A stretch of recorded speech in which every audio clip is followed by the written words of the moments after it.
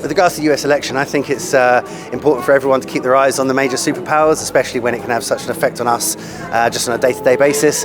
However, I try not to get too swept up in who's going to be president next and the popularity show that seems to be US elections these days. I follow the US election. I do care about it. Well, to be perfectly honest, I do think the whole thing's a complete pantomime, but I don't know whether it will affect my life greatly, but I do keep a handle on it, yes, definitely. I do care about the US election in that I find Donald Trump hugely offensive, and I do worry about the influence that Donald Trump would have, and some of his policies are shocking and alarming. Yes, I do, because we have a lot to do with America and they have a huge influence over what we decide to do and where we go forward in the world and what we support. We seem to look to America for advice on that, so that really does matter. I wouldn't say personally I care too much about the US election. That's just because I'm not in the US. I've gone to the US a couple of times and I don't know if it's the greatest country on earth, is what a lot of people say, to be honest. So for me personally, I just wouldn't say I do. I kind of somewhat care, just because I think the attitudes in the US kind of mirror